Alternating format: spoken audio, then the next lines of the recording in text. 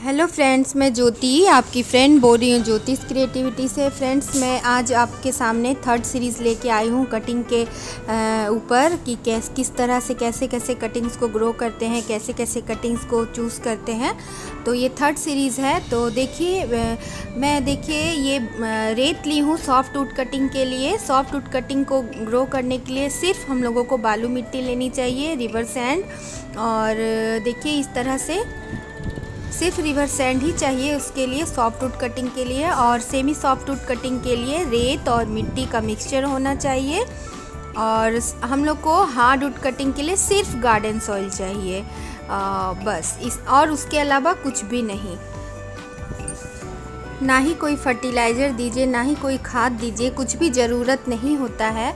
तो मैंने सारे मिट्टी को ग्रोइंग बैग्स में भर लिया है और पॉट में कटिंग्स के हिसाब से, सॉफ्ट वुड कटिंग के हिसाब से और सेमी सॉफ्ट वुड और हार्ड वुड कटिंग के अनुसार मैंने बता दी पॉटिंग मीडिया कैसे चाहिए। तो ये सॉफ्ट वुड कटिंग है, देखिए डालिया की, और नीचे की दो पत्तियां ऐसे निकाल लीजिए।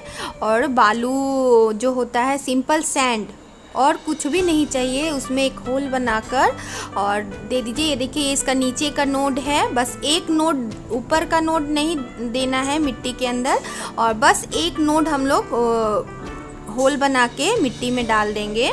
और फिर मैं देखिए क्रिसैंथेमम की कटिंग लगा के दिखा रही हूँ।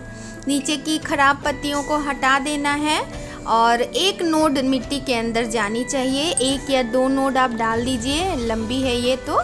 और देखिए, और उसके बाद नीचे की सभी पत्तियां हटा दीजिए और सिंपल बालू में दाब दीजिए, छेद करके, होल करके, इस तरह से। एक एक करके मैं कटिंग दिखाऊंगी सभी की। और ये जेड की कटिंग है, इसकी भी नीचे की पत्तियों को हटा दीजिए और सिंपल सैंड में,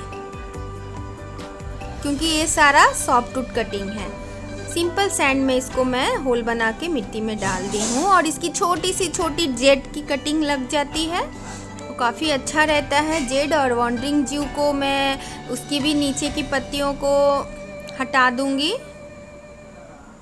नीचे की दो पत्तियों को ऐसे निकाल देना है। और देखिए ये इसका नोड है, दो नोड है।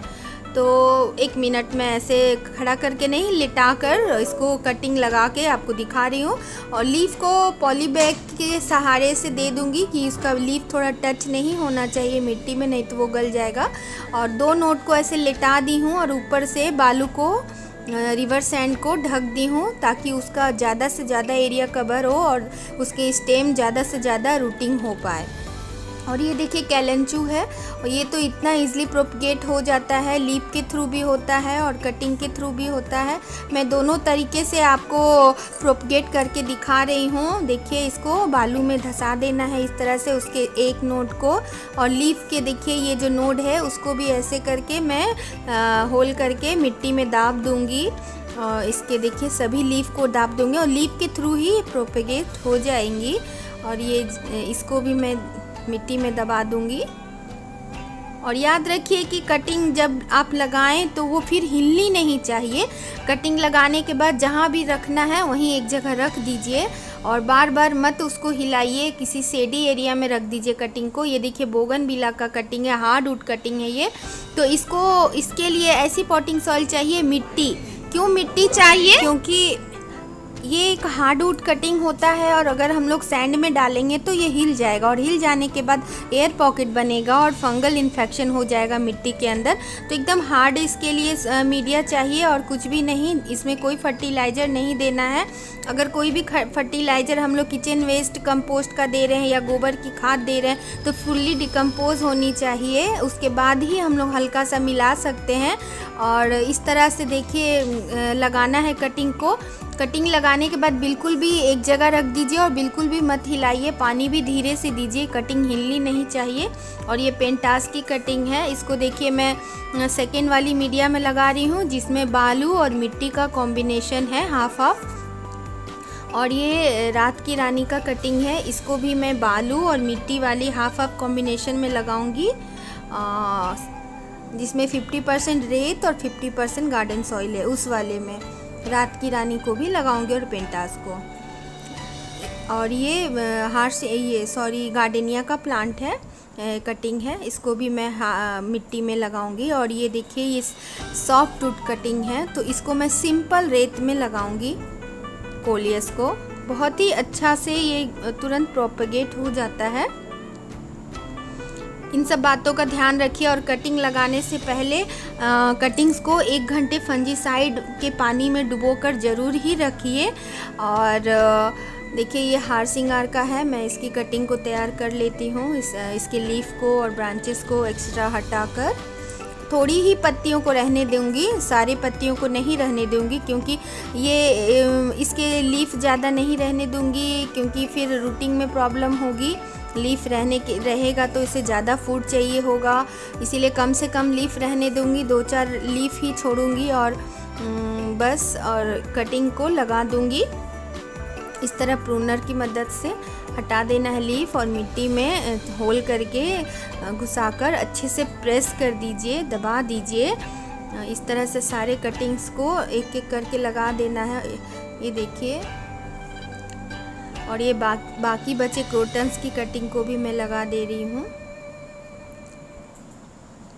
और फंजीसाइड के पानी में डुबा कर रख देना। और जब वाटरिंग करना है हम लोगों को तो एक ट्रे में सबको एक साथ रख देंगे हम लोग।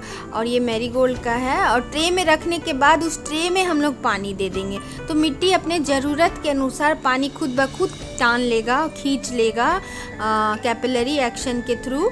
तो इस तरह से कटिंग को आप ग्रो करिए और खूब सारा हरा भरा बनाइए और मल्टीप्लाई करिए अपने प्लांट्स को कटिंग के थ्रू, क्योंकि ये मानसून का समय है और काफ़ी अच्छे से हम लोग की कटिंग्स चल जाती है बिना किसी एक्स्ट्रा एफर्ट्स के, बिना किसी मशक्क़त के। और कटिंग्स लगाने के बाद हम लोगों को शेडी एरिया प्रोवाइड कर देनी चाहिए। इसे धूप ना मिले, सुबह की बस 1-2 घंटे की धूप जहाँ मिले उस वैसी जगह में हम लोगों को कटिंग्स को रखना चाहिए। और धूप ना मिले दोपहर की, और हिलना तो बिल्कुल भी नहीं चाहिए और उठा के इधर से उधर नहीं करना चाहिए, क्योंकि फिर इसकी जड़ें हिल जाएंगी और जो भी नया नन्हा सा जड़ बना है वो हिल जाएगा और वो मर जाएगा, तो हमारा कटिंग सक्सेस नहीं होगा। इसीलिए एक जगह प्लेस कर दीजिए, हिलाना डुलाना नहीं है, तभी हमारा कटिंग्स का सक्सेस रेट बढ़ेगा। तो इन सब बातों का ख्याल रखिए और गार्डनिंग करिए और खूब इंजॉय करिए, अपने विंटर गार्डन का लुत्फ़ उठाइए, क्योंकि आने वाले दिनों में विंटर आने वाली है और बढ़िया हम लोग प्लांट्स लगाने वाले हैं, फ्लावरिंग का आनंद लेने वाले हैं। तो आशा करती हूँ कि मेरे ये तीनों सीरीज़ आपको पसंद आई हो और आपको काफ़ी हेल्पफुल रहा हो। तो मेरे चैनल को सब्सक्राइब करिए अगर ज़रा सा भी आपको हेल्पफुल रहा हो, अगर नहीं किया है सब्सक्राइब तो। और साथ ही बेल बटन आइकन को ज़रूर प्रेस करिएगा, ताकि मेरे आने वाली हर इन्फॉर्मेटिव वीडियो की नोटिफिकेशन आप तक मिलती रहे फ्रेंड्स। और हल्के से इसमें वाटरिंग कर दीजिए और फंजीसाइड मिला हुआ वाटरिंग कर दीजिए, छिटक दीजिए। मेरी तो मिट्टी गीली है तो इस तरह मैं हल्का सा ही वाटरिंग करूँगी। तो अपना ख्याल रखिएगा friends. Happy gardening, bye bye, take care.